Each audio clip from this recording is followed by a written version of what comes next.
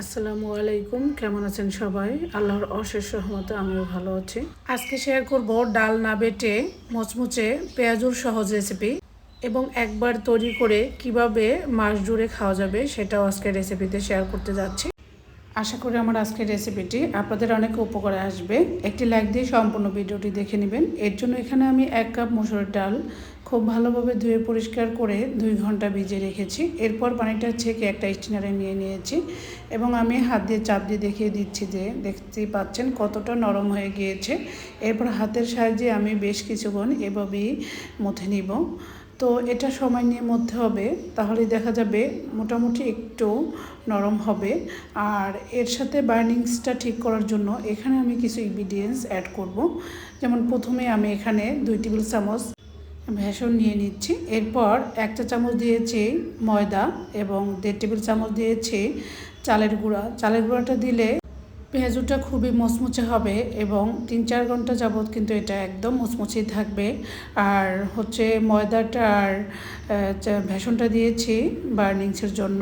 তো এরপর এখানে স্বাদ মতো লবণ, 1/2 চা চামচ করে লাল মরিচের গুঁড়া, হলুদের গুঁড়া, গরম মশলার গুঁড়া আর জিরার গুঁড়া দিয়েছি। এরপরে 1/2 চা চামচ আদা রসুন বাটা এবং 1 কাপ পেঁয়াজ কুচি দিয়েছি। 3-4টা কাঁচামরিচ কুচো করে দিয়েছি।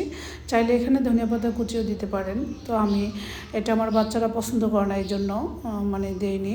আপনারা চাইলে দিয়ে দিতে পারেন। এরপরে খুব ভালোভাবে হাত দিয়ে মাখিয়ে নিয়েছি, দেখতে পাচ্ছেন।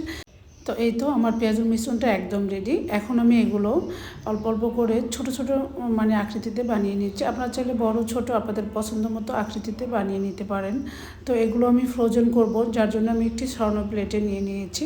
এভাবে নিয়ে একটি পলিথিনের সাহায্যে আমি ঢেকে দিয়ে 4-5 ঘন্টার জন্য রেখে দিয়েছি। এরপরে দেখতে পাচ্ছেন কতটা শক্ত হয়ে লেগে আছে। তো এরপরে আমি এটা নামিয়ে 5 মিনিটের মতো রেখে দিয়েছি।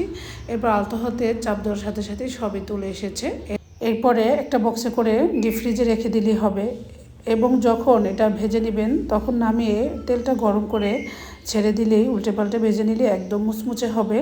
তো আমরা যদি কাজ কমাতে চাই তাহলে অনেকগুলো এভাবে বানিয়ে ফ্রোজেন করে রেখে দিলে পুরো মাস জুড়ে খাওয়া যাবে। তো এই তো বাকিগুলো আমি ভেজে নিচ্ছি, দেখতে পাচ্ছেন কিভাবে আমি বাটির সাথে চাপ দিয়ে তুলে হাত দিয়ে একটু ঠিক করে দিয়ে দিচ্ছি। একদম বাজারের মতো করে শেপটা আমি দিয়ে দিচ্ছি। তো এই তো এখন চুলার আঁচটা কিন্তু একদমই মিডিয়ামে আছে। পর্যাপ্ত পরিমাণ তেলটাকে কিন্তু আমি আগে থেকে ভালো করে গরম করে নিয়েছি এবং এই পর্যায়ে কিন্তু চুলার আঁচ একদম মিডিয়ামে রেখে ভাজতে হবে, যেহেতু ডালগুলো একদম আস্ত এবং কাঁচা। তাই মুচমুচে করে ভাজার জন্য একদম মিডিয়াম আঁচে উল্টে পাল্টে ভেজে নিতে হবে। তাহলে দেখা যাবে ভেতর থেকে খুব ভালোভাবে কুক হবে এবং খুব মুচমুচে হবে। তো এই তো আমি উল্টে পাল্টে ভেজে নিচ্ছি। আমার 7-8 মিনিট সময় লেগেছে মিডিয়াম আঁচে উল্টে পাল্টে ভেজে নিতে। তো এটা একদম মুচমুচে এবং এতটা যে টেস্টি আগে আমার জানা ছিল না। আমি কখনই এভাবে আর বানিয়ে দেখিনি। সবসময় দেখা যায় হালকা একটু পাটায় বেটে বা ব্লেন্ডারে করে পেঁয়াজুটা করে নেই। তো আজকে এই রেসিপিতে করে এখন থেকে আমি আর অন্য কোনো রেসিপিতে পেঁয়াজু করবই না। আমার বাচ্চা সবাই খুবই পছন্দ করে খেয়েছে। তো এই তো আমার এক ভাঁজ ভাজা হয়ে গিয়েছে। তো আমার বাসায় ইফতারি ভাজা পোড়া খুব একটু কমই করা হয়, তাই আমি অল্প করেই ভেজে নিয়েছি। তো এই তো আমার ভাজা হয়ে গিয়েছে, এখন আমি তুলে নিচ্ছি। দেখতে পাচ্ছেন কতটা লোভনীয় এবং মুচমুচে। আমি শব্দটা আপনাদের সাথে শেয়ার করতে যাচ্ছি এখন। নিশ্চয়ই শব্দটা শুনে বুঝতে পেরেছেন কতটা মুচমুচে এবং ক্রিস্পি হয়েছে। আশা করি আমার আজকের এই সহজ মুচমুচে পেঁয়াজু রেসিপিটি আপনাদের কাছে অনেক বেশি ভালো লেগেছে। যারা ধৈর্য ধরে এই পর্যন্ত আমার ভিডিওটি দেখা শুরু করেছেন, একটি লাইক দিতে ভুলে গিয়েছেন, প্লিজ একটি লাইক দিয়ে সম্পূর্ণ ভিডিওটি দেখার জন্য অনুরোধ করব।